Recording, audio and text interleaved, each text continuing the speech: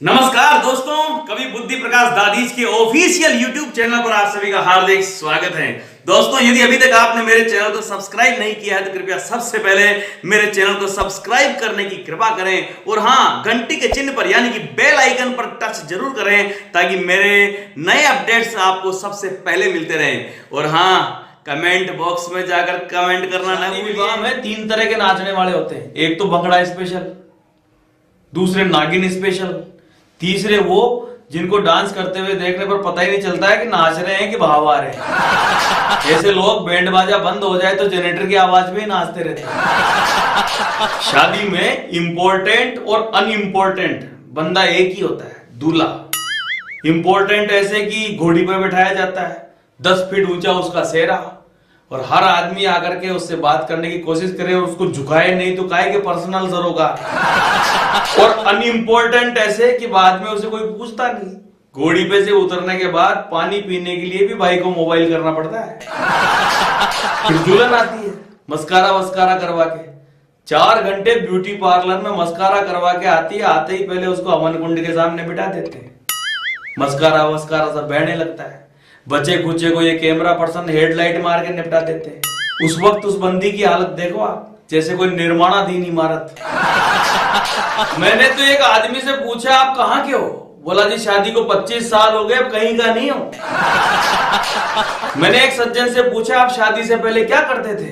बोले जी शादी से पहले तो जो मेरे मन में आए वही कर लेता था। शादी के शुरू के वर्षों में तो पति भाग भाग के फरमाइश पूरी करता है, बाद में फरमाइश के नाम से ही भागने लगता है। मैंने एक से पूछा, कुंवारा आदमी शादी क्यों करता है? बोला साहब, कुंवारा आदमी पलंग के दोनों तरफ से गिर सकता है, इसलिए बेचारा एक साइड को सेव करता है। एक जगह लिखा था सुखी वैवाहिक जीवन का राज, नीचे लिखा हुआ था आज भी राज है। एक मंत्री जी टेंशन में बोले, स्त्री पुरुषों का अनुपात बिगड़ा हुआ है। मैंने कहा दिक्कत क्या है? बोला 1000 आदमियों पर 850 महिलाएं रहेगी। मैंने कहा परेशानी क्या है? बोले फिर बचे हुए का क्या करेंगे? मैंने कहा बीजेपी में चले जाएंगे। मेरे फौलादी हौसलों की तो बात ही मत पूछो, मैंने तो उनको भी माफ कर दिया जिन्होंने मेरी शादी करवाई थी। नमस्कार दोस्तों, मैं कवि बुद्धि प्रकाश दादीज आप सभी को सादर प्रणाम करता हूं।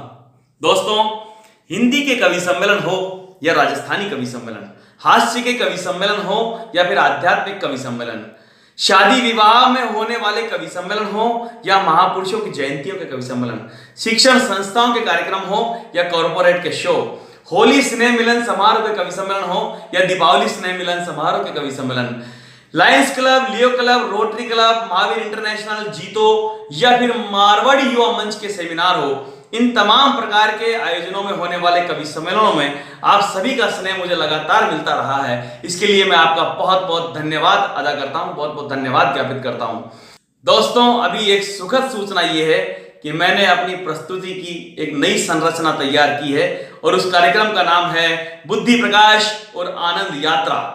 बुद्धि प्रकाश और आनंद यात्रा मेरे अकेले का एक कार्यक्रम है 2 घंटे का, जिसमें गीत, गजल, कविता, हास्य, छंद, मुक्तक, ज्ञान, लोक रंजन, मनोरंजन, आध्यात्म, संस्कार और वे तमाम बातें जिन्हें आप परिवार के साथ बैठकर के एंजॉय करना चाहते हैं, संपूर्ण जीवन की एक झांकी जिसको कि आप बुद्धि प्रकाश और आनंद यात्रा में देख पाएंगे। कुल मिलाकर इसके बारे में ये कहा जा सकता है कि कालिदास का श्रृंगार, मीरा का समर्पण, चैतन्य की तन्मयता, शंकर का द्वैत, गोरख का योग, कबीर की मस्ती और ज्ञानेश्वर की ज्ञानोत्तर भक्ति का अद्भुत संगम है ये कार्यक्रम बुद्धि प्रकाश और आनंद यात्रा। बहुत जल्दी हम बुद्धि प्रकाश और आनंद यात्रा की बुकिंग प्रारंभ करेंगे, इसलिए आप लगातार हमारे साथ जुड़े रहिए। हमारे फेसबुक पेज पर, हमारे यूट्यूब के साथ, हमारे ट्विटर और इंस्टाग्राम से आप जुड़े रहिए ताकि ताजा अपडेट्स आपको मिलते रहें। बहुत बहुत धन्यवाद। Thank you very much.